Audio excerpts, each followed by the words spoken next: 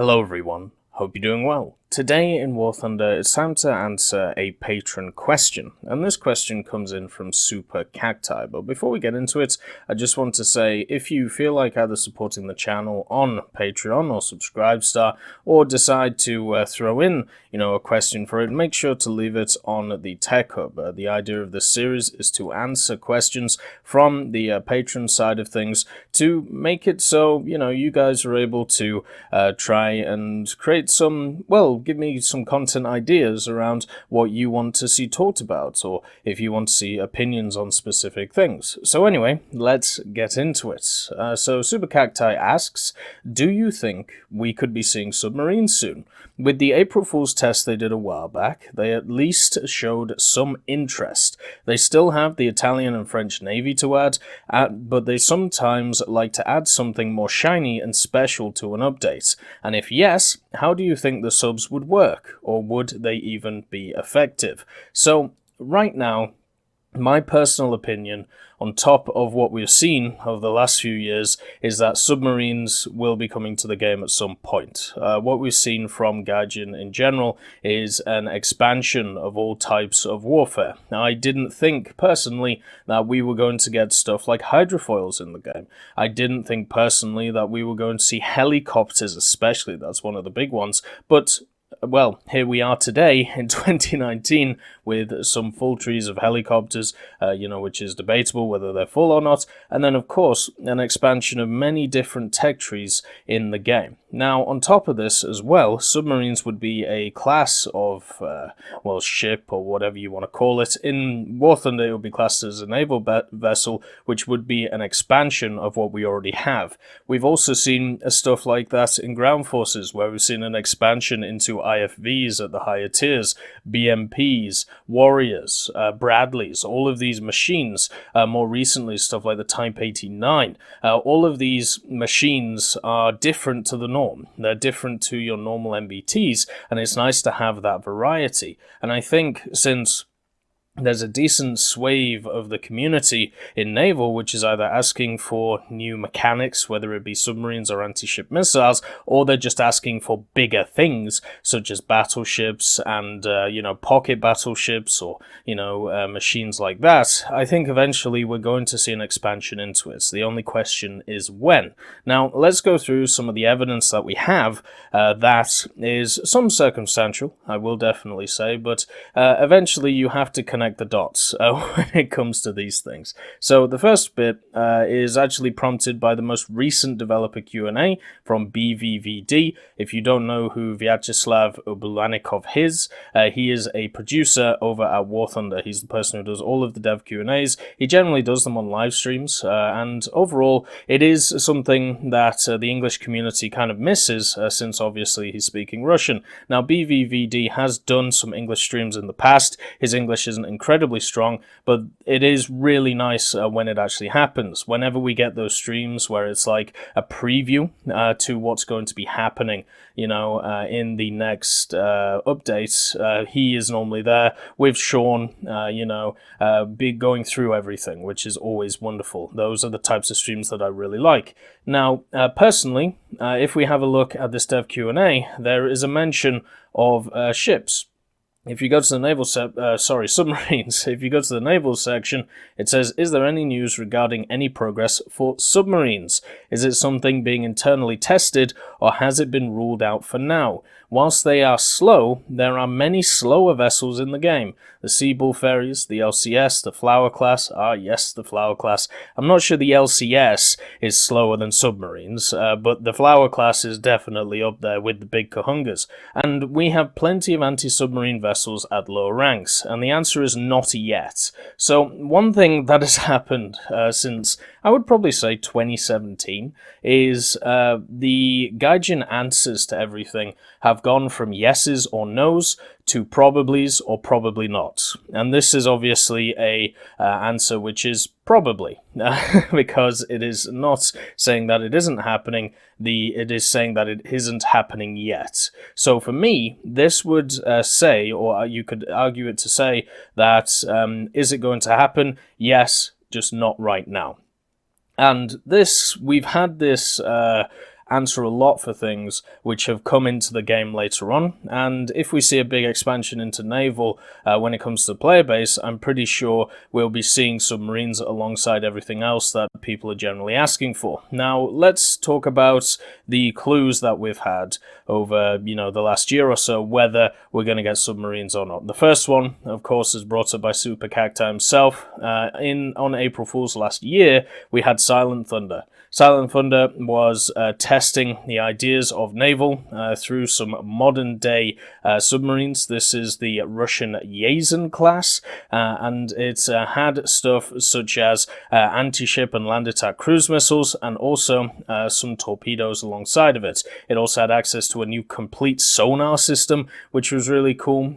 Everything was incredibly interesting on it, and they even made a complete wiki page on it with all of the controls and with everything that you could do with this, showing that there was a lot of effort put into this Silent Thunder idea. They look how much has actually been mapped out in this. This is the preset controls for the submarine event itself. You can see you've got main engines, rudder control, depth control, all simple, all stop, noisemaker, repair, breaches, torpedoes, viewing, sonar, torpedo self-homing. Like, all of these are not just something you create for a single event for 2 days. There was a hell of a lot of work put into the Silent Thunder event, and that's why a lot of people took it as, well, it makes sense if this becomes an actual thing in the game. Now, the way I took it is it was incredibly preliminary, and it was probably being used for something else, such as the introduction of radar. Well, what we've seen over the last year is a massive push into radar, and I'm pretty sure that this definitely helped with it. Now, because we've had a massive push into radar, that also means we're going to have a massive push into sonar eventually. Think about stuff like the Chikugo, I think it is, in the Japanese tree, which has, sonar, or has the ability to use sonar on top of it. And then look at all the different controls you have for the submarines themselves. You don't create this, and you don't create all of this, and the models as well, and the wiki page, if you're not going to use it in the future. I know that Gaijin have said many times that the April Fool's events are just for fun, and therefore nothing else. Yeah, that's fine, okay? Maybe from a community point of view, that is completely fine. From a gameplay point of view, it would be silly not to use them to at least test some ideas and gauge community reaction. One of the strongest community reactions we ever had in War Thunder was to this one, the April 2017, the modern vehicles April Fools, where you had the Leopard, you had the T-90, and you had the helicopters. And also you had, of course, the Apache, which still isn't in the game, and I'm sure will come eventually. But people loved this, and what a surprise! In the next, the next year or so, we see more modern vehicles. Like, it is a good way of gauging reaction of specific mechanics or specific things, seeing how popular stuff is, so then you can reprioritize what you want to do going forward. But anyway, there is some other things as well. So in Earth Thunder, a lot of people didn't pick up on this, and I think that's completely fine. My general belief when it comes to April Fools is it's a great way to test specific mechanics, maybe in slightly different ways. As I said before with the sonar idea, you can test the sonar mechanic while also pseudo-testing radar. And then, as I said, we saw a big expansion into radar after that April Fool's event. Same with Earth Thunder. If you didn't realize in Earth Thunder, there was some interesting stuff. So we had the hover mode. A lot of people attributed this to VTOL machines. I mean, maybe, but then again, we already have a hover mode. It's called helicopters. They have a specific mode for that, so I'm not sure that's a huge thing. For me, what the interesting thing was is something we haven't seen with any vehicles before in War Thunder, is the ability to go from the air to the ground to the sea. Going under the water from an air point of view. That is not something that has really ever happened in War Thunder unless you were able to put a ship over a jump. And so for me, if we're talking about submersing yourself and then coming up to the surface, that is very much submarine-like. And also the idea of launching torpedoes under the water, that was something you could do when it came to the event as well. And on top of this, all of that, you also had the ability to destroy torpedoes in the water while they were moving, meaning that there would be a defensive mechanism in order to kill torpedoes which were seeking specific ships. So all of these mechanics were tested this year in Earth Thunder, leading to the idea that in the future we're going to get machines which are going to go from the sea into onto the top of the water or into the air. The main machines which I can think of which do that are submarines. So for me, there's some more ideas where that's coming from. So this is to tie in with the Silent Thunder event. So the Silent Thunder event happened on the 1st of January 2018. On the 4th of April 2017, we had the April Fool's event, which had the modern MBTs and the helicopters. Now, straight after that, on Gamescom of the same year, as you can see, 4th of April 2017 to the August 2017, what we saw was the first real push into more modernized vehicles. So what we got was stuff like the Ontos, the M60 Rise, and then also the Fulda Gap, which is seen as one of those top tier maps, which a lot of people enjoy. Now, this was kind of a precursor to what was coming, because even though this happened in the 4th of April 2017, what happened around later on that year, update 1.71, is we had the new era, or the new ERA, which showed us the first rank 6 vehicles, which are sat right here. Stuff like the Chieftain Mark 10, the T-64A, the KPZ, the MBT. Now, these eventually led to, in update 1.77, the addition of the M1 Abrams, the Challenger 1, and the Leopard 2K. So we really fully embraced what we found in here, apart from the helicopters part. But the modern day vehicles, nowadays, 2 years later from this, we now have stuff like the Leopard 2A5, the M1A1, the Challenger 2, the Type 90. The only thing we're missing, really, is the T90, which I'm sure will eventually come soon. Plus, obviously, we have the helicopters as well, but that comes later on. So you could definitely say that this was a test for specific mechanics, and then it was proven in Gamescom that they were going to be coming. That these new modern machines were going to move into the game. On top of this as well, we had testings of smoke grenades in this event, and also other things. I don't think we had ESS, but we definitely had external armor packages in the form of this Leopard, where you could actually hit off the front little areas of it, showing that, you know, you could have external armor. We didn't really have that before this moment. Then we have Gamescom 2018. So last year's Gamescom had helicopters, as you can see. Unfortunately, I only streamed this in 480. Then we had stuff like the Char 25T, and of course the big one, the T, I believe 80 at this point. I don't think it was the T72, I just think it was the T80. I believe the T80B. So that led on to this, with all the helicopters, the Valkyries pack in update 1.81. It ran into the T80B, as you can see, the TAM, the M1IP, the Warrior.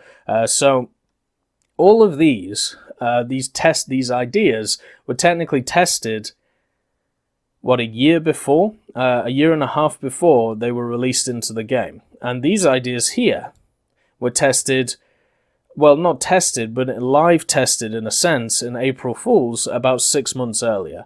So for me, there's at least a track record in recent years. You could even go back to the naval ships in a way, you know, when we had that April Fool's where it had the galleons fighting each other. You could even see there that there are definitely areas of the game which are being tested in April Fool's to see how people react, and to see also if they work in a live setting, and to find bugs so they can be fixed. So when I look at something like this, something so sophisticated as Silent Thunder, something that is thrown together in such an incredible way to the point where I don't remember many bugs. I personally had an issue where it would crash my game a bit, but that was because of a conflict in my files due to some user missions, so that wasn't the game's fault. But you can see that they created this whole section for it. There is no way this does not get used in the future. Absolutely no way that this doesn't come to the game. Because unless they're making a separate game just around submarines, and we can talk about that idea later on. Moving on to this fact, there are also other things in the game. The fact that there are mechanics built into the engine which mean that you can create your own submarines. This user mission by Sonoda Kotori made it so you could take the G5 and create it and be a submarine. You could actually, as you can see, you could launch torpedoes from it, you could go up and down in depth, you could go around the place and basically just see what's going on. And also you had full controls from the point of the submarine, and you could see ships, you could fire torpedoes, you could do whatever you wanted and even go to the surface. So all of these ideas are absolutely in the game. They are there to be used. On top of this as well, obviously the April 2018, the Submarine Thoughts, I made a video on that, and there's also some more mechanics which are sat kind of in the files which are also able to create user missions out of, such as anti-ship missiles. Now with anti-ship missiles, there is an idea that they could easily be added to the game. We do have some machines in the game which could easily use these anti-ship missiles. Here was the user mission by, once again, Sonoda Kotori, talking about the missiles from the ships themselves. So the PGO2 that was added, Guardian made sure to add in a little interesting point. So they said, in addition to the 20mm automatic cannon, these ships could actually carry anti-ship guided missiles. Having analyzed the possibility of their implementation in our game, we understand that this weapon has many limitations on its use and may be useless in conventional combat clashes with other boats. But it allows you to hit large ships at the extreme ranges with impunity. It means that the implementation of the anti-ship guided missiles in the game requires the development of a large number of related systems and countermeasures, as well as the possible modification of certain types of missions. Therefore, at this point, we cannot say if this type of weapon will ever appear in the game, although we are going to explore that possibility. So this could also be another mechanic that they add, which is tied to submarines because of their, the fact that they're able to fire missiles as well, in some capacity, at least the modern ones. And then on top of this, let's just close that because it's not required, and we'll go over the maps in a little bit. So you can see that there are some mechanics which are available which could be added to Naval. The only question is, with this Patron question from Super Cacti, how likely is it that those mechanics kind of come together and form the submarine class in War Thunder? If we're going from, instead of my personal opinion, but just from what we see, it's very hard to say that these are not going to come to the game. All of the infrastructure, all of the foundation for these machines has been built in the game files. Otherwise, stuff like this would not be able to be created. On top of this, we've had a lot of public testing for submarines in different ways, and also for specific mechanics which do involve submarines that I talked about before. So I think it is safe to say at some point, we're going to get submarines. The only question is when.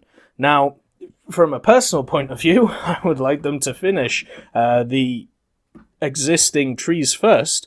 Finish the French and Italian tree first, and then we explore stuff like submarines. But we have seen in the past that instead of that happening, there has been an expansion into different variations of ships and then push forward with this idea. Something also I didn't mention is the VS-8, the mine layer ship. That's also another mechanic which would be really nice to see. And yeah, it's just something there to think about. Another thing that I obviously talked about as well, which I'd like to bring up, is Gamescom is an incredibly key point in the War Thunder calendar, and I'm hoping that Gaijin do go to Gamescom this year. There's been no real announcements of it, and that's just because they don't normally announce stuff, until close to the time. You can see here, this was on the 22nd of August 2017, where they talked about it 17th of August 2018. So we'll find out in about half a month's time or so whether Gaijin are going to Gamescom. It would be great if they did, because as we see from these two last years, Gamescom kind of sets up the next set of updates, and since there are 3 major updates after Gamescom each year, it kind of tells us where stuff is going. It's kind of as simple as that. So for me, last year we had helicopters. The year before we had the push into more modern day vehicles with ERA and other cool systems. I can't wait to see what this year is, and I think there is a chance that it would be submarines. There is also a chance that it would be more modern day ships. I think there's also a chance that it would be a push into other variations of machines, but we're going to have to see. It's kind of hard to tell, I might make some speculatory stuff, who knows. We'll see going forward. But the main thing is, submarines would be a class of machine that would fit into the War Thunder model. War Thunder is supposed to be a combined forces game where you can either play air, land, or sea. Submarines are a key part of the naval aspect of war, even in today's standards, but definitely back in the World War II era and even the World War I era. So therefore, I definitely believe they will come to the game. Now, usability. That is always something that gets brought up a lot, and I even talked about it a lot in this video. So if you want to go and see this video, done on April 3rd, 2018, I talk about a lot of these concepts here. One of the biggest issues with submarines is, first of all, they get donked on by a lot of battle boats. They're incredibly slow. And also, they don't really fit into a normal style of hack and slash, gameplay, which is what we see from War Thunder, at least at the lower tiers, and at the higher tiers, if you ever surface in a submarine, unless the visibility idea gets brought in, which we see in ground forces and also air forces, then, maybe they have a chance. But the main issue is, if that isn't the case, then they're going to get twatted. The other thing to bring up is something that I've brought up many times when it comes to naval, so I'm not going to talk about it too much here. When we look at the 3 game modes, so the 3 major game modes of War Thunder, you've got ground, air, and naval. Ground is the most popular. At least this is based on publicly available information. I don't have any insider information about this. I'm only looking at the generic numbers that we see, and also what Gaijin employees have said, such as people like Scarpa on streams in the past. So ground is seen as the most popular game mode, then it's air, then it's naval. Now, because of this, since it's the 3rd played thing, and also in the past, I've had many discussions about this with many people, naval, at least from a game point of view, it is very hard to point to many incredibly successful naval games. The main ones people will point to are stuff like World of Warships, because of the fact that it has that base of wargaming behind it. But if you actually look at the statistics of World of Warships, which are publicly available, the population statistics, they are around about 5 to 10% of the statistic base of World of Tanks. Now, you could say it's because World of Tanks came out first, yada yada yada. You could say exactly the same thing about War Thunder when it comes to its Air Forces and Ground Forces mode, but also, if Ground Forces is more popular than Air Forces, remember, Air Forces came out first. So there is a way to break the trend, but Naval right now is not doing that. Also, on top of this, we have just had a new early access or beta submarine game. It looks incredibly fun. Can't remember the name of it right now. Might, try it now. Then also there is the Silent Hunters games, I believe they're called. Once again, these games are incredibly popular to watch, but not incredibly popular to play. There is not if you look at the amount of people playing these games, there isn't a ton of them. Meaning that the sales might be there, but for a game like War Thunder, where you need constant, matches and matchmaking to go on, with having them only, in a sense, with having them, if people want to buy them but not necessarily play them a lot, then that's kind of detrimental to War Thunder, because in War Thunder you need games happening all the time. You need constant, play to get more people involved in a multiplayer PvP sense. So from a single player point of view, yes, that's good. The developer has got their money and they can, as long as people are happy with the single player experience, that's fine. But in a game like War Thunder, you need people to keep coming back and playing, not just for their own enjoyment, but also to get more people involved as well. It's a community game more than anything else. So when I look at other games, when I look at other Submarines games which have a decent size of purchases, but they don't have a lot of people playing them, that to me cannot be replicated in War Thunder, because then you get stuff like helicopters, where you get a lot of people buying the premiums, but you don't get a lot of people playing them, especially not playing the normal tech trees, because of the issues that the first few helicopters have. Anyway, moving on from that, the other thing to point out as well is the general game modes of War Thunder. So I want to bring up some maps. Here is some maps from War Thunder. Let's just see. Can I make them a little bit bigger? Just so...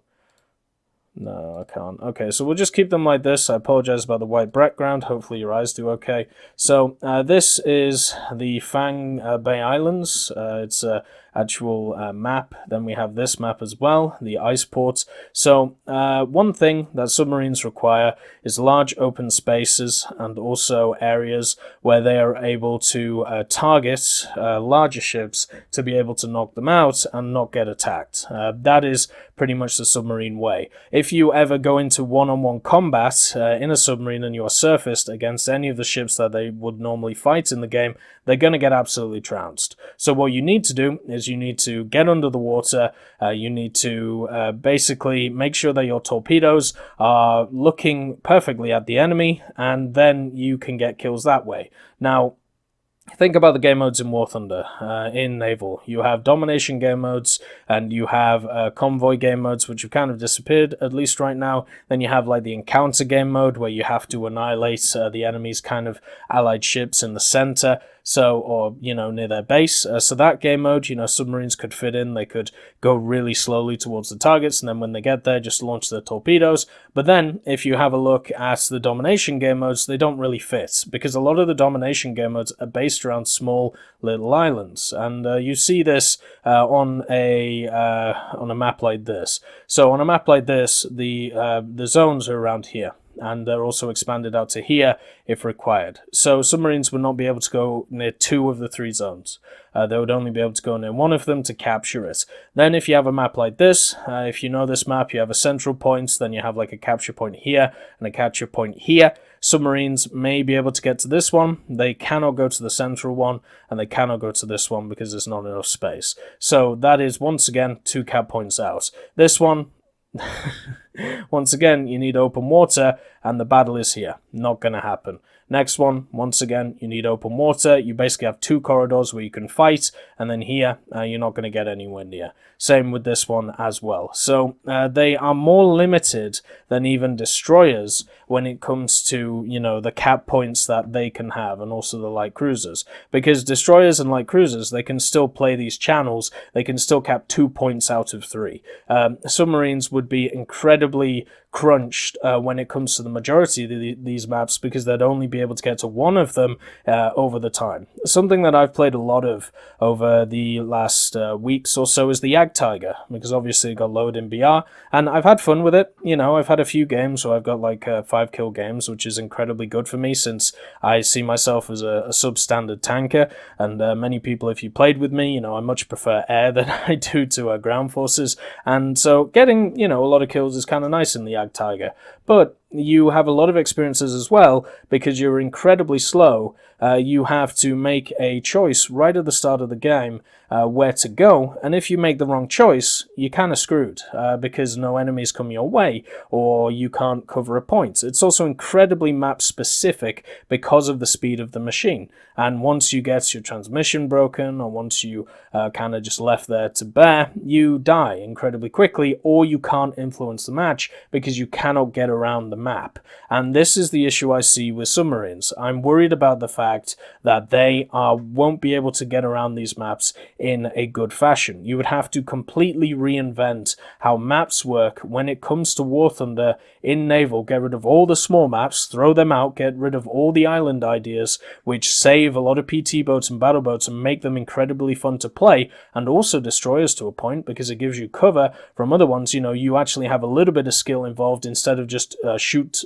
monkey, shoot monkey, shoot monkey. So with that, it's kind of annoying in a way that you would have to completely restructure the game because of submarines. And I don't think Gaijin would do that. So they're going to have to find a way around that. Also, once you use your torpedoes, the question is, what do you do? Well, there are some submarines out there which do have large caliber guns on their decks. The moment you surface, you're going to get twatted. There is nothing that you will be able to do. You don't have a lot of armor in submarines, and you're not designed to go up against some of these behemoths that you will be going up against. So you're pretty much a one-pump chump. Very similar to helicopters, where helicopters, when they came into the game, were incredibly good. Right, the helicopters in War Thunder have been a very much boom or bust scenario. So when they first came in, they were incredibly good. They could outrange everything, and then they could just batter them. Then the Tunguska turns up, and you're like, okay, well, at least the Mi-35M is still pretty good because it doesn't get killed by a Tunguska. Now we have the Flarak, the Roland, we have stuff such as the ADATs, the Stormer HVM. All of these machines culminate into a big two fingers at helicopters, meaning that they are now in a bust scenario where before they were in a boom. I see submarines exactly the same as that. If you tailor the game around them, once you bring them in, they can be as successful as helicopters were when they were first introduced. But the problem is you would have to restructure maps, you would have to put them up against the large behemoth ships, and you would have to make it so they have more usefulness than just their torpedoes. Which the only way you could do that is if you gave them a mechanic where they're able to reload them and use more than just what is on board. Very similar to like the arcade mechanic of reloading torpedoes. You'd have to do something like that instead of the realistic mechanic where once the torpedoes are gone, they're gone until you reload them. So for me, looking at submarines, they would be too slow in the game. Especially since the majority of maps are domination and you need to capture points, that's just not going to happen in a submarine. So you're not going to get there in time. And also, you have the fact that once the torpedoes are gone, what do? Do they use their main caliber guns? Well, they're going to get twatted by bigger stuff. And also the fact that the way that maps are set up, it just doesn't suit them. There is no massive open waters, which also are covered in domination points where they would fit. So do I think submarines are coming to the game? Yes. Do I think they'll be useful? In certain situations, yes. Overall, no. The only thing that would make them useful is, first of all, homing torpedoes, which unfortunately, with the addition of mechanics like that, it would be incredibly hard to counter them when we look at other ships, unless you were able to shoot them out of the water, which is a mechanic they've just added. So, there is at least some counterplay to these submarines, which may have homing torpedoes. On top of this, as well, the idea of sonar is pretty cool, and just a little bit of credence as well to the idea of submarines. One thing that we've seen a lot with some of these Japanese ships that they've put in, they have put a massive emphasis on the idea of depth charges, and obviously depth charges would be used in War Thunder to try and counter submarines in some way. Depth charges still don't really have a use in the game when it comes to being offensive with them. I've only personally been killed by depth charges once, and that was by a drive-by Soviet machine, and I was incredibly impressed by the fact that the guy killed me because I'd just never seen it before. But if you wanted to make that mechanic useful in the game, that would be a way to do it. Adding submarines so the depth charges have some use to going after stuff. And as I said, the Japanese Navy got a massive amount of them, especially on some ships. So submarines coming? Yes, they will do. The question is when? Will it be this year? I personally would like to see them finish the trees first, but I think we'll see some kind of new mechanic for naval this year. It's either going to be mines or anti-ship missiles. Sonar is a big one, especially now that they've sorted radar out, and also the idea of homing torpedoes. All of these feed into the idea of submarines at a later date. I hope that's answered the question. I hope I've gone through my thoughts about it, and if you want to ask a question, you can do on the Tech Hub Discord in the Q&A for Tech. And if you want to see a video like this, make sure to look up the Patreon. Maybe throw a few dollars into it, and then that gives you a chance to, get one of these videos, I suppose. Anyway, I hope you all have a wonderful day, and I'll see you next time. I'd just like to thank B. Young, Blackie, Daniel Stanton, John Reinman, Leonard Rudnick, Martinez, Matati, Moxie, Nick Graham, Alobrilo, Super Cacti, Elove Goats, and Seductive Trashcan for supporting the channel.